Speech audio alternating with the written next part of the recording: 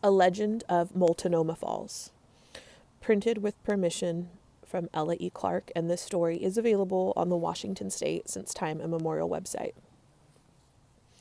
Many years ago, the head chief of the Multnomah people had a beautiful young daughter. She was especially dear to her father because he had lost all of his sons fighting, and he was now an old man.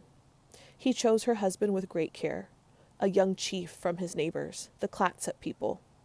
To the wedding feast came many people from tribes along the lower Columbia and from south of it. The wedding feast was to last for several days. There were swimming races and canoe races on the river. There would be a bow and arrow contest, horse racing, dancing, and feasting. All the people were merry, for both the maiden and the young warrior were loved by the people. But suddenly, the happiness changed to sorrow. A sickness came over the village. Children and young people were the first to die from the plague. The strong men became ill and died in one day. The wailing of the women was heard through the Multnomah village and through the camps of the guests. The Great Spirit is angry with us, the people said to each other. How often can we soften his anger? The head chief called together his old men and his warriors for counsel. The Great Spirit is angry with us, he told them. What can we do to please him?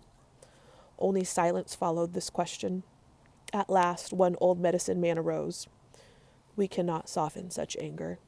If it is the will of the Great Spirit that we die, then we must meet our death like brave men. The Multnomah have always been a brave people. The other members of the council nodded in agreement, all except one, the oldest medicine man. He had not attended the wedding feast and the games, but he came from the mountains, where he was called by the chief. He now rose, and leaning on his stick, spoke to the council. His voice was low and feeble. I am a very old man, my friends. I have lived a long, long time. Now you will know why. I will tell you a secret my father told me many years ago. My father was a great medicine man of the Multnomah, many summers and many snows in the past. When he was an old man, he told me that when I became old, the Great Spirit would send a sickness upon our people. Many would die, he said. All would die unless a sacrifice was made to the Great Spirit. It must be the life of a young maiden in the tribe, someone pure and innocent, the daughter of a chief, must willingly give her life for the people. Alone she must go to a high cliff above the big river and throw herself upon the rocks below. If she does this, the sickness will leave us alone. I have finished, the old man said. My father's secret is told. Now I can die in peace. Not a word was spoken as the old medicine man sat down. At last the chief lifted his head. Let us call in all the maidens whose fathers or grandfathers have been headmen. Soon a dozen girls stood before him. Among them was his own beloved daughter. The chief told them what the old medicine man had said. I think his words are the truth, he added. And then he turned to his medicine men and his warriors. Tell our people to meet their death bravely. No maiden shall be asked to sacrifice herself. The meeting has ended. The sickness stayed in the village, and many more people died. The daughter of the head chief sometimes wondered if she should be the one to give her life to the Great Spirit, but she loved the young warrior. She wanted to live. A few days later, she saw sickness on the face of her lover, and then she knew what she must do. Unless she sacrificed herself, he would die.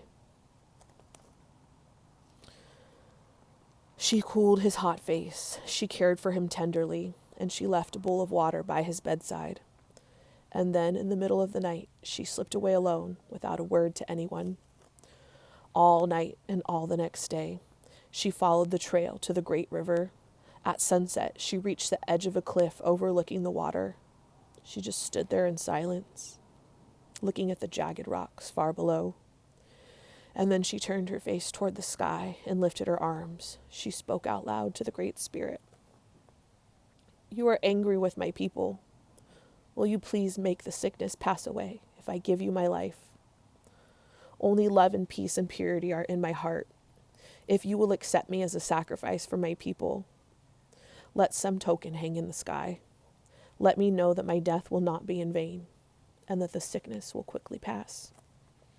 Just then she saw the moon coming up over the trees across the river. It was the sign that she was looking for. She closed her eyes and jumped from the cliff. The next morning, all the people who had expected to die rose from their beds, well and strong. They were full of joy. Once more, there was laughter in the village and in the camps of the guests. Suddenly, someone had a thought and asked out loud, What caused the sickness to pass away? Did one of the maidens?" Once more, the chief asked all the daughters and the granddaughters of the headmen to come before him. But this time, there was one missing. The young Clatsop warrior hurried along the trail which leads to the big river. Everybody else followed. On the rocks below the high cliff, they found the body of the girl they loved. There, they buried her. Then her father prayed to the Great Spirit, "Show us some token that my daughter's spirit has been welcomed into the land of the spirits." Almost at once, they heard the sound of rushing water coming from above. All the people looked up to the cliff. Suddenly, there was a stream of water, silvery white, coming from the edge of the rocks. It broke into the floating mist and then fell at their feet. The stream continued to float down in a high and beautiful waterfall. For many summers, the white water has dropped from the cliff into the pool below. Sometimes, in winter, the spirit of the brave and beautiful maiden comes back to see the waterfall. Dressed in white, she stands amongst the trees at one side of Multnomah Falls, and there she looks upon the place where she made her great sacrifice, and thus saved her lover and her people from death. Habu.